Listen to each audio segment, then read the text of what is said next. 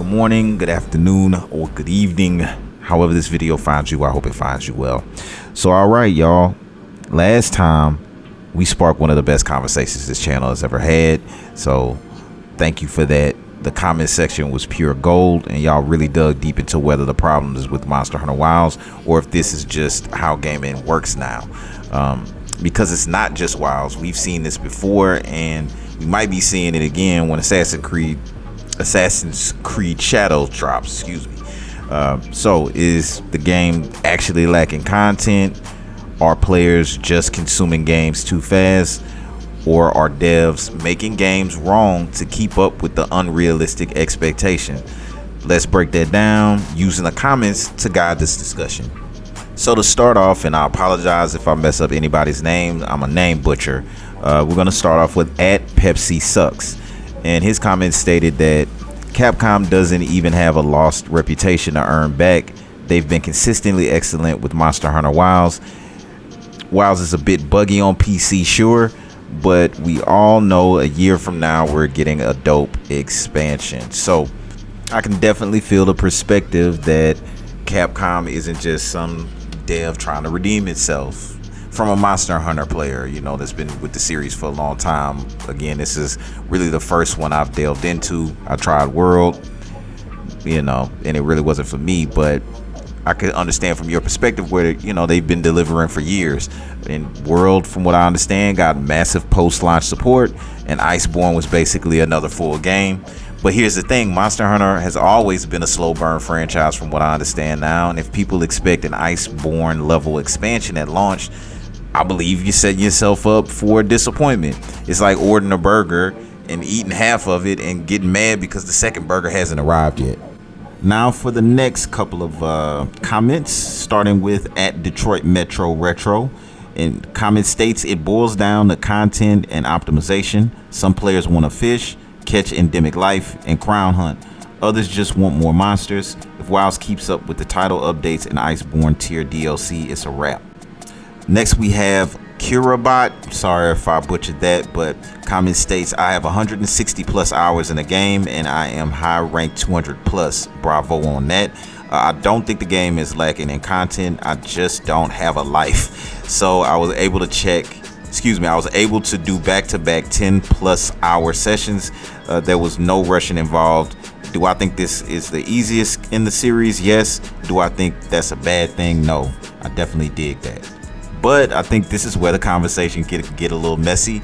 Like what's finger quote unquote enough content for one player isn't the same for another. Some people love gold crown hunts, build optimization, and completing everything. Others want more monsters right now. And as Rainy or W Rainy 72 put it, most people act like they want World's 7 years of content in Wild 7 minutes of existence. Let's be honest. If Capcom dropped 50 monsters at launch, some players would no-life them in a week and still say the game was dry. Moving forward, @PaperBeatsRock says the problem is largely on the consumer side. People hyper-focus on one game, squeeze it dry in a month, then complain it's empty.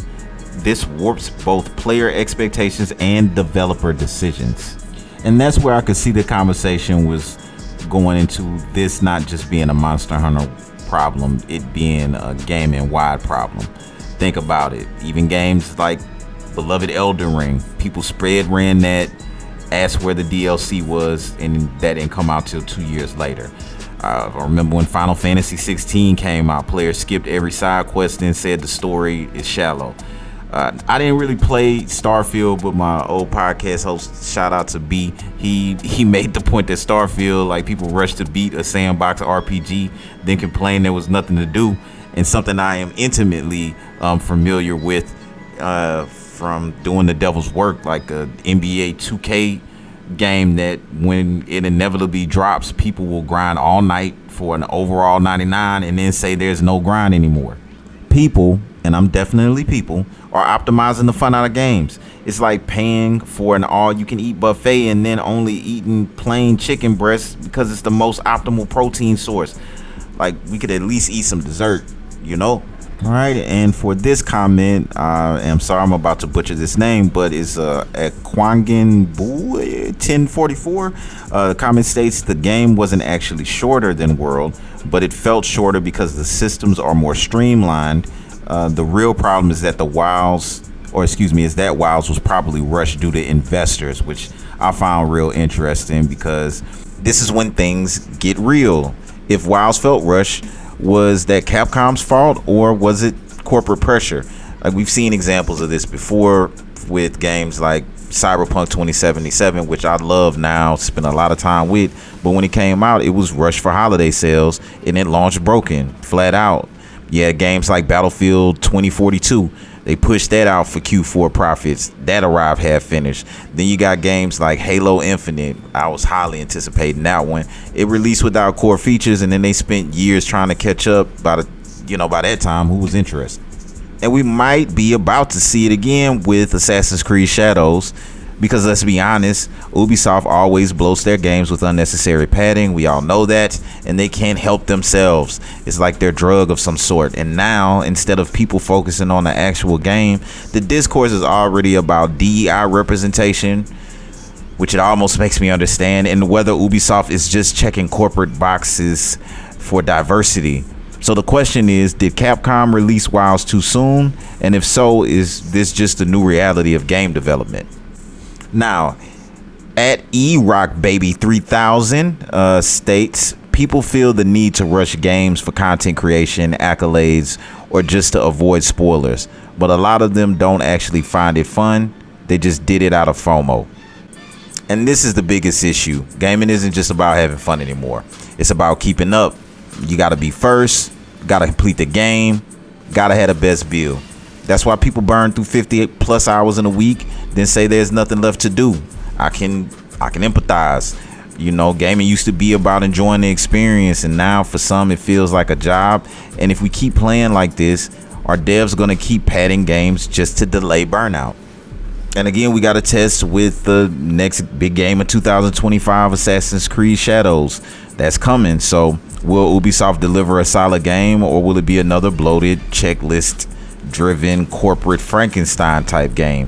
Will players take their time and enjoy the ride, or will we see the same pattern, speed runners trying to clear it in 24 hours, which with a Ubisoft game I feel like is impossible, and people calling it mid by next Tuesday? Are devs making games wrong, or are players playing them wrong, or is this just how gaming works now? And with those questions laid out, with that said, before we wrap up, I do just want to say, man, the comments on the last video were incredible. The level of thought, debate, and respect, relatively speaking, was next level. Y'all made this a real conversation, and I truly appreciate every single one of you who took the time out to share your thoughts. If you're new here, please hit the like button and subscribe, because whether you play slow and steady or rush like a speed runner on caffeine, one thing's for sure, we're all still here talking about Monster Hunter and gaming. So happy hunting. Thank you for checking out the video. Peace. Stay safe out here.